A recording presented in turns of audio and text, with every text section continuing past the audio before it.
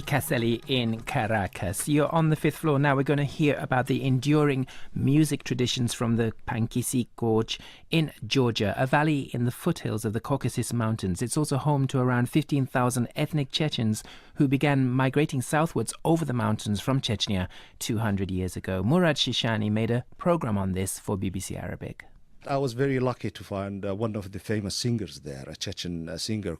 His name is Sultan Borchashvili. Sultan sings in his mother tongue Chechen as well as in Russian and Georgian, and he's a very talented guy. I was lucky that he hosted me and took me generously with his own car to a place where he performs and sings in various songs. The music, the rhythm, and the lyrics. It was all I would say fascinating. It gives you the harmonic spirit, if you like, harmonic feeling when you listen to because they reflect their own geography, history, and everything. You look at it. This is what he told you about the content of his music. هناك أغاني جديدة تتحدث عن الشبان والفتيات. Sultan told us in this clip that there are sort of a new romantic love songs have been come to the Chechen music just lately, but he seems not happy to sing such songs. He prefer rather to sing for motherlands, people, dad and mom, and history, the people who have been died in Chechen wars. That's what he told me in this clip. And is it a generational thing, do you think? It seems to be a sort of generational thing because people in Pankisi, Chechen people, are very close, and they touch directly to what's happening in Chechnya to their relatives inside or beyond the mountain.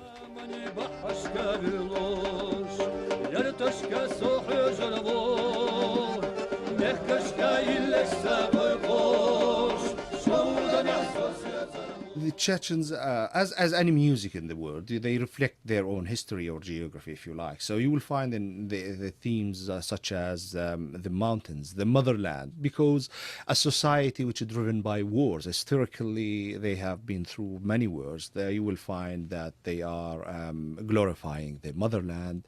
There are a few waves of Chechen migration, so that's why the motherland is presents in their lyrics. The motherland, of course, being Chechen. Chechen, yeah, exactly. Mm-hmm. And as well as you will find praising dad and mom, because they have this sort of a social value very highly received among Chechens. Mm-hmm. And also the traditions. Friend is have a very highly received among their lyrics and music, as well as, a beloved one and the normal love stories, and you will find them also there.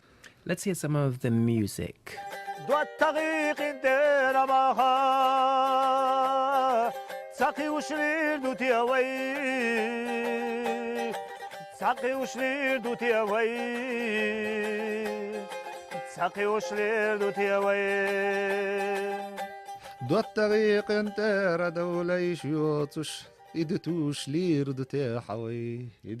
I'm very bad at singing. No, you're very good, Murad. So what are you saying then? It's talking about nostalgia, if you like. It's saying about our life. Could be end up our lives without asking forgiveness from our friends, without looking to our motherland, the mountains, without even thinking, living with our beloved ones around us. This is a sort of philosophy they're taking, that how life is running fast, also for people who perceive themselves as victimized, saying, life ends without we are living this normal life. Chechens have a sort of a myth about their music.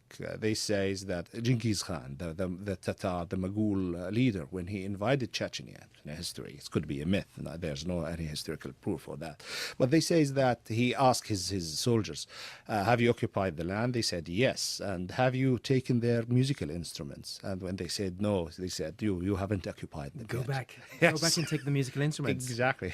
Let's talk about some of the musical instruments. What's this one? This sounds like an accordion to me, a squeeze box. It's accordion, but they call it in the Chechen language kechetpunder, and it's usually present in the parties and in wedding parties. And this one is it's a high-pitched stringed instrument.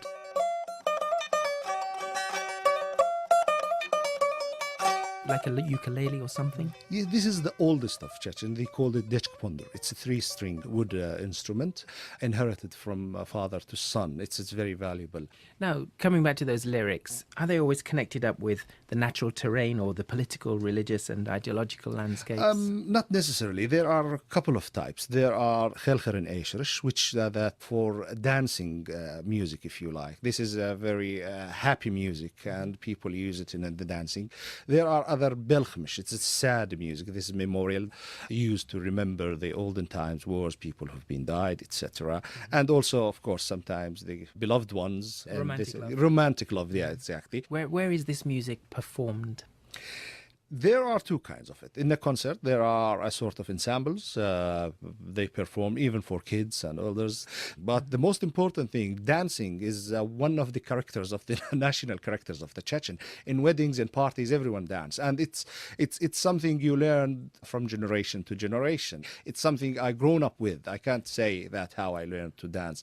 And many Chechens will tell you that. When it comes to the actual playing of the instruments, there's no gender discrimination? No, never, because there are many famous ladies who've been performing Kechtponder or Dechkponder as well as men, so it's never been an issue.